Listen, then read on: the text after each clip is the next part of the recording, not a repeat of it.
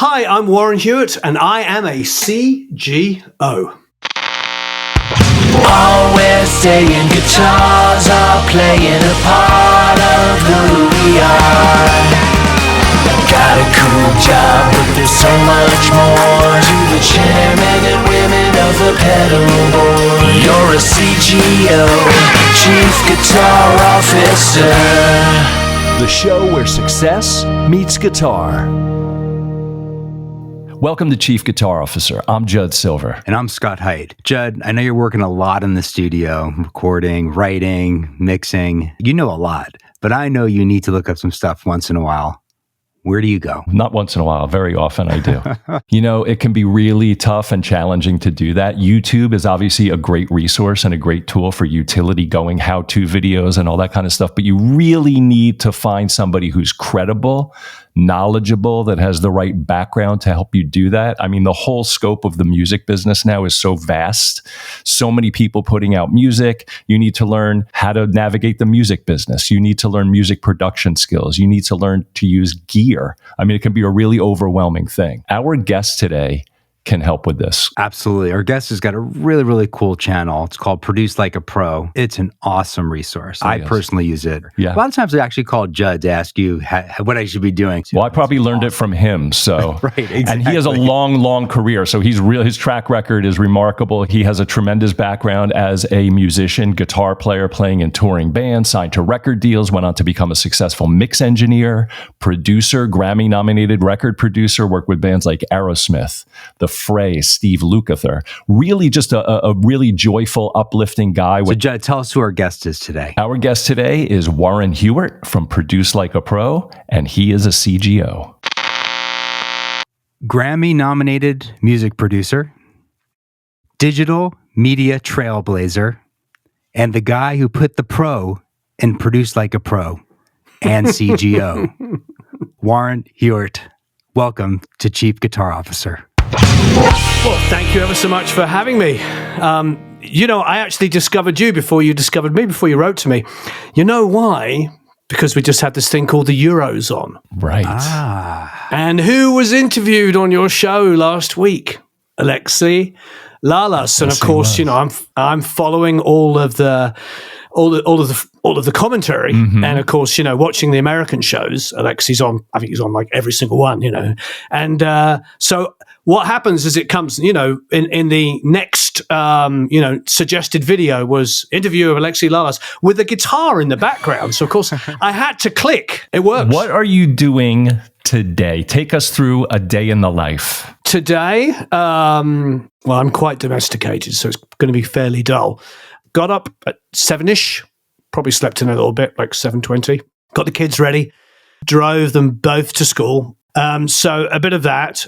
Get back. Obviously, having online, schmonline kind of life, everything is answering texts, answering emails. I'm doing some stuff with Abbey Road. We did 9 videos of Abbey Road. We did the history of Abbey Road, which we did in conjunction with Abbey Road, which was absolutely beautiful. And so we're doing some promotion for an event they're doing that because we're big fans of Abbey Road. The beautiful thing at the moment is we're currently, as we speak, in the UK, which means we're sort of 8 hours ahead of lots of my guys who are sitting on the West Coast. So that's kind of nice. So I get a little bit of a morning that I can choose. I'm working hard and I'm doing a lot of emails and stuff, but I don't quite feel the pressure because there's nobody there to respond immediately. Okay.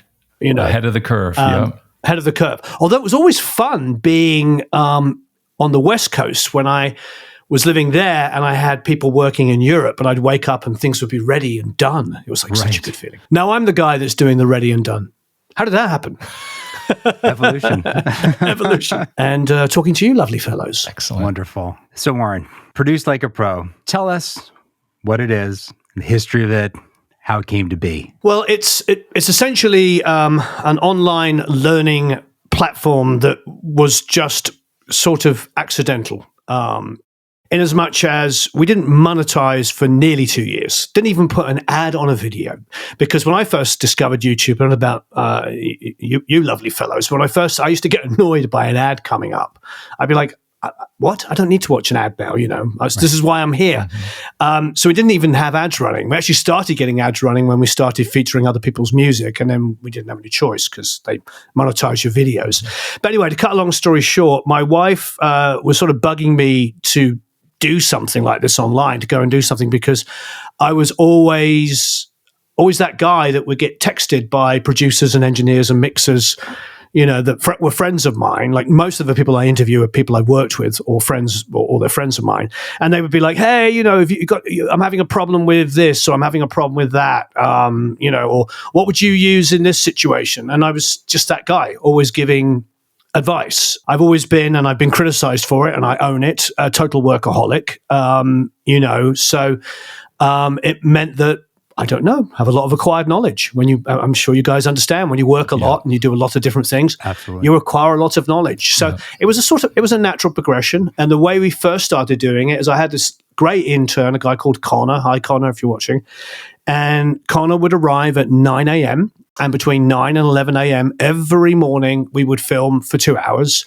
And then he would go back and edit. Sometimes we'd be able to get a video done in that 2-hour period. Sometimes it would take 2 or 3 days. But that's how we started the channel. And then I'd work from 11 to 11 producing, engineering, and mixing. For the first 4 years, it was really, really tough, because it was, it wasn't just the usual 12-hour days. It was 15, 16-hour days. So, yeah, not a lot of fun. But a lot of fun, Right. It was actually a lot of fun. I don't know why I'm saying it wasn't a lot of fun. It was a schnizzle time of fun. Looking back now, it always seems like it's more fun now, but in the process, it can be tough at the time, right? I think I don't know about you guys, but I've always put a lot of pressure on myself to perform. And I've been through so many existential crises doing YouTube because every 2 or 3 years, I'd say 3 years, in the nearly 10 years that we've been doing it, it's gone through 3 very different kinds of structures, of direction, and we haven't changed. We've just been doing the same thing the whole time. And every time you see a huge shift in the way people present, and you go through these little mini existential crises, like, do I change? At the moment, YouTube, without getting negative, is almost entirely ranting and raving and hating on things. And I know everybody says that, and that's quite exhausting to go through a video. I just want to find out some information, but I have to watch 100 videos of why that thing I'm trying to find out is the worst thing ever made. Right. Can I just watch a video on it so I can make up my own mind? Especially if you're looking at gear reviews. We're trying to change that a little bit, trying to shine a positive focus on the success story and what you've done with the incredible work with the brand. You're very kind. Produce like a pro in the business. But take us back a little bit, some of the highlights of leading up to that. We know you've had a tremendously illustrious career as a mix engineer, as a producer. What kind of brought you to that spot, like you said, where your friends were calling you and asking? Well, no, thank you. It's a great question. In England, where I grew up, I didn't move to the States until I was in my 20s, but I grew up there. I fell in love with music very, very early, like probably a lot earlier than most people. I think most of us kind of fall in love at maybe 12, 13, 14. And my father bought me a night at the opera when I was like 7 years old for Christmas and gave it to me. And he was a big classical music and jazz buff, and he handed it to me and just said, "This is worthy." Right. So it was like, I'm allowed to listen to this. And it blew my mind. There I am, a little kid, just like obsessed. And other than that, it was all classical music and a ton of jazz, which I'm so glad that I grew up in that household, because, I knew who Django Reinhardt was and Wes Montgomery and Joe Pass of Ella Fitzgerald at the same time as knowing Shostakovich and Beethoven and Bach and Mozart and Handel and, Tchaikovsky and all that stuff. So it was like melody, all the time, big melodies and great performances. And we used to watch the proms on TV, and he'd put the stereo speakers either side of it and crank the simultaneous radio and TV broadcast. And, it was all very dramatic when I was a kid. Everything was so meaningful. Music was so important.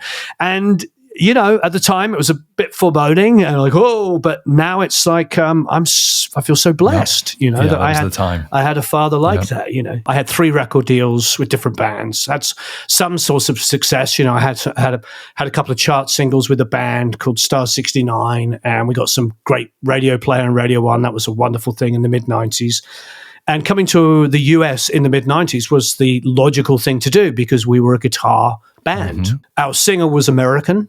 And, she was a big sort of Pretenders fan. So it was a girl singer, British band. Yeah. So, even though we didn't sound like the Pretenders, it was that kind of energy, So we went back to the US and I'd already recorded demos and produced stuff and worked in studios, getting bands signed and developing them, even in my early 20s, as well as being a musician. In fact, I got my start at 16 touring, just playing funk covers. Oh, wow. Okay. So that was a lot of fun. I always say I owe my career to Nile Rodgers. I think a lot of people can say that, right? Yeah.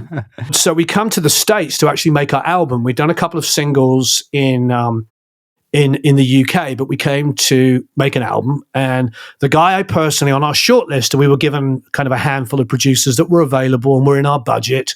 And one of them was Don Smith. Nice. And Don Smith, God rest his soul, had produced Tom Petty after Shelley and Jimmy Iovine. Shelley Yakus. So Shelley Yakus is a great old friend.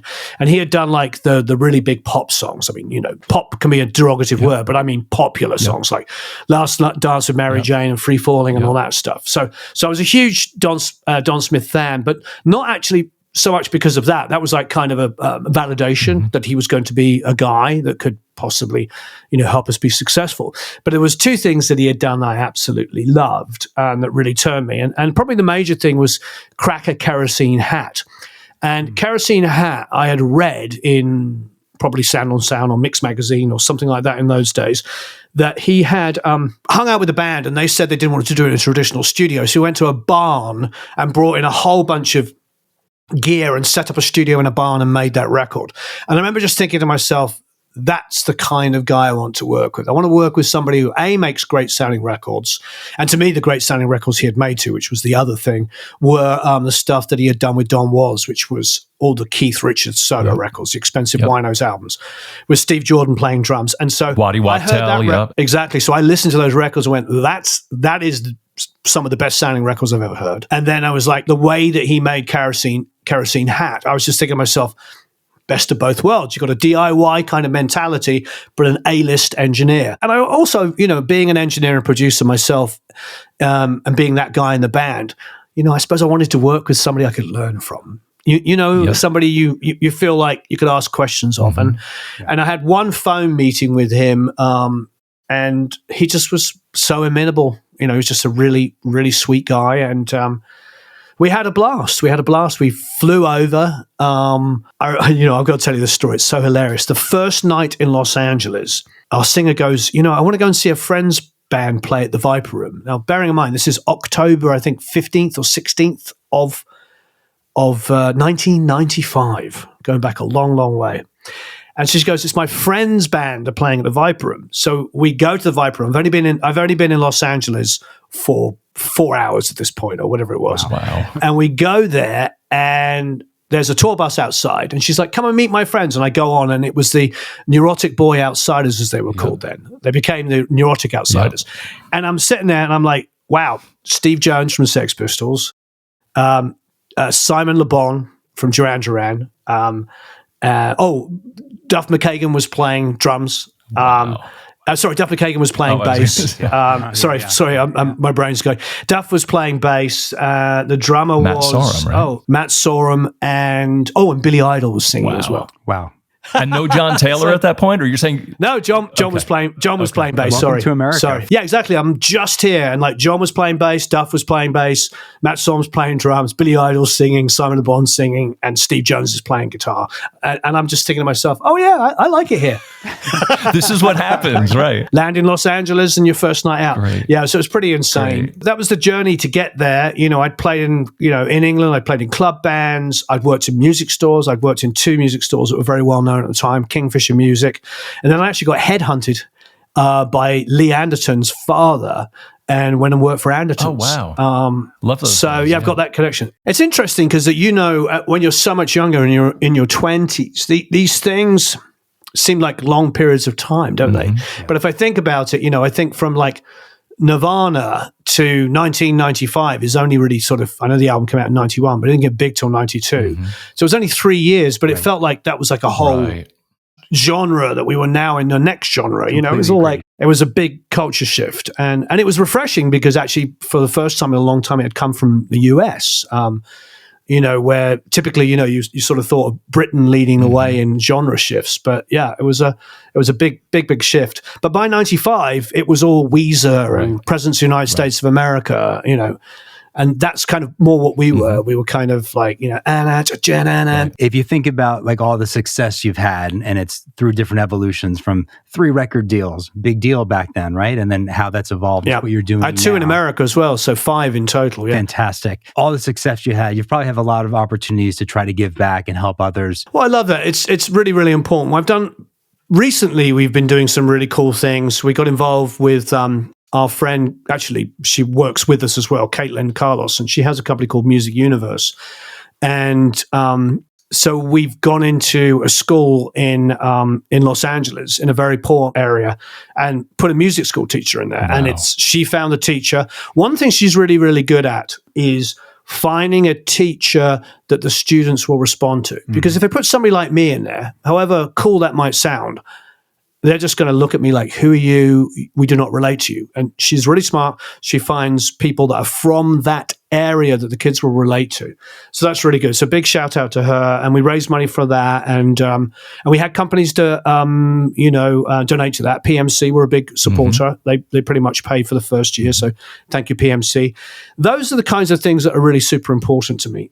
One of the things I noticed coming from Britain to America is that we love American music in Britain, but it's very, very, very tilted towards blues, soul, R&B, disco, funk, and which you can see in the music. Absolutely. Because, you know, new wave, like Joy Division and New Order is just essentially a disco beat with German synth pop thrown together, and that is really the first kind of post-punk new wave stuff. That's us taking those 2 elements.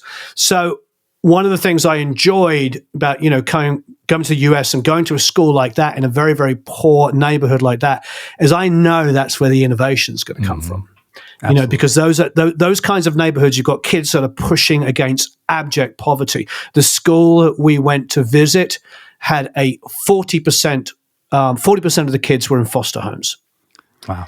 Yeah. So, you know, there's more likely an artist is going to change the world coming from there than there is going to be one coming from Beverly Hills. It's just the way it is. You know, the Beatles, all the great bands that we love, all came from working class roots. You know, you've seen the photos of the little terraced houses they all grew up in, you know, and look at John Lennon, you know, given up by his father, leaves home when he's super little. His mother can't deal with, can't look after him, so she farms him off to his aunt. He finally reconnects with his mother, and a couple of weeks later, she's killed by a drunk off-duty policeman, you know, outside her house. You know, I'm not saying that needs to happen, don't get me wrong, but it's more likely that that's where great art comes from. It comes from strife. And so any opportunity that we get to help people that would never, ever be able to be helped otherwise, that to me sounds like really important work. Yeah, really fantastic. Yeah. That's great. Whenever I watch one of your videos, and especially when you're doing the studio tours, when you walk into somebody's space, I see this tremendous joy when you are able to go up and grab a guitar off the wall and pick it up and just start playing on their guitar, whatever it is. And it translates right through. I really would like to know what your first experience when the guitar unleashed its impact and the power, when you first felt that. It was that album. It was like only 7. It's Night at the Opera. I heard a Night at the Opera. I remember, you know, when you remember in those days, you'd go to the back cover of a Queen album and it would say no synthesizers. Right. So I remember reading that and not really actually understanding what it meant, but I read all of the credits. That was the beautiful thing about vinyl, wasn't it? Credits and lyrics and images. Anyway, I read all the credits and I saw that the only keyboard on there was, of course, Freddie's piano. And I think he maybe he used a doubled up tap piano or something, but basically piano, no synths whatsoever. So everything I was hearing was guitars. Right. You know, when you hear Keep Good Company, you know, with all of that brass band section, that's all Brian May on guitar. It's an orchestra, I've got a Brian May guitar sitting in one of those cases over there.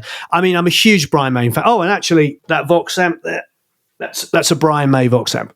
Yeah. Right. So I'm still obsessed, still a huge Brian May fan, but that was my earliest memory. And then it was reinforced by my father's love of Django Reinhardt. Okay. We used to listen to Django Reinhardt and Stephen Grappelli. Wes Montgomery was featured heavily, and then tons and tons and tons and Charlie Christian, of course, but tons and tons of Joe Pass. My father just could not get enough of Joe Pass's guitar playing, particularly with Ella Fitzgerald. Those live albums with Ella and Joe Pass are, all my hairs are actually standing on it, and hopefully the camera will get that. I just remember hearing that as a kid and not even knowing it was a guitar. Right.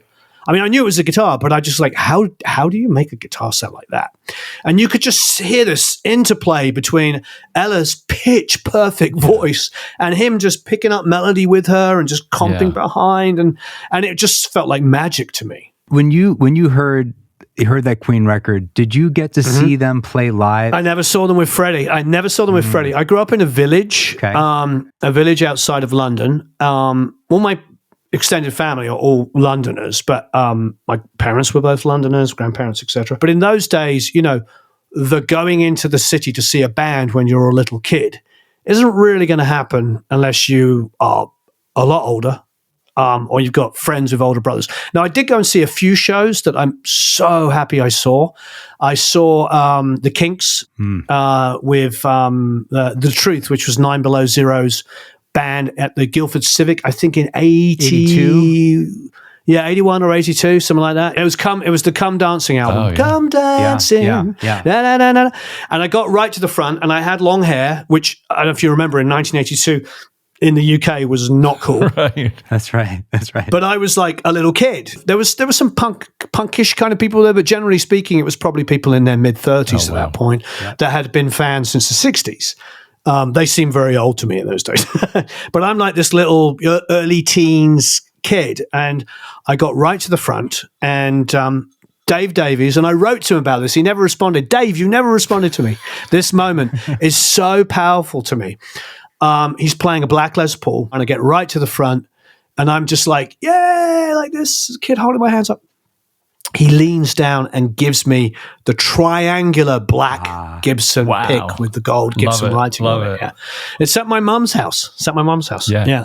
And I wrote to him on Twitter and was like, hey, like he's going to remember. I said, but at Guildford Civic in 1980... He wants that pick back. Yeah, he wants the pick back, yeah. But that's the interesting thing. Like these memories that you're talking about, the Queen album, seeing Dave Davies in person, live in concert, those memories threaded throughout your entire career. That's, that's a very powerful thing. The impact that the guitar had on you as an early young kid, really, and then took you through an entire career. You did share, we got a little sneak peek of the Brian May Vox behind you, but maybe we can share a guitar that you want to... Well, I do have a lot of guitars. I've probably only got about 10 here, but I own a lot more. But I will tell you, I don't know what you can see on the camera. This is my main guitar. And so the funny... Can you hear me okay? Is that a Yamaha? Right off the mic. Yamaha. It is. So what happened is, I don't know, maybe 8 years ago, they brought out these RevStars. Oh, yeah. And they sent me one to try. I did get it for free. They sent me one to try, and they sent me the Japanese one, the one that's like not expensive, but the most expensive one. They make like $1,600 or something like that, and it was beautiful, and I loved it. And then a few years later, about three years ago, they contacted me and said, "Hey, we've redesigned them," and I'm like, "Why? These guitars are so good." But anyway, they said, "Do you mind if we send you the new one for you to try out?" And I was like, of course. So they sent me this guitar, and it's got a matte neck. Nice. Which is lovely. I don't know about you. I love matte necks. It doesn't have... The original one was quite fancy. It had Seymour Duncan pickups on it, and it had, I think it had shallows and stuff like this. This one doesn't. It has everything made by Yamaha, but it didn't have a sticker of origin on it, so I didn't know what country it was made in. But I assumed, because it's so good, that it must, again, be the expensive one. The Japanese one. So I've had it about 3 days at some point, about 3 years ago, maybe now. I've had it about 3 days, and I decided, I don't often do this, but I decided to go on a live stream on Instagram. Okay. So I'm streaming live on Instagram, playing this guitar, And it's just loving it so much. And somebody said to me, what is that? And I was like, oh, it's a brand new RevStar, came out a few weeks ago. They kindly sent me one to see what I thought, just to kind of, there weren't any expectations of making videos, neither of the guitars. They were just like, we like what you do, see what you think of this guitar. No expectations, no money changed hands, but they did give me the guitar. Anyway, so I'm playing away and somebody says, well, what is it? And I was like, I don't know. I think it must be the Japanese one because it's really good. It's really phenomenal. And it's got a matte neck and it sounds amazing. And I read out, I went, RSE20. And then the chat just lights up. Like, Warren, that's $499 at Sweetwater. Wow. So I thank you for giving me the opportunity to talk about it, because to me, I love the world we're in. I mean, it's great for us to kind of go full circle back to the whole kind of Queen days. You remember when you were a kid in those days, in the 80s, you'd walk into a music store.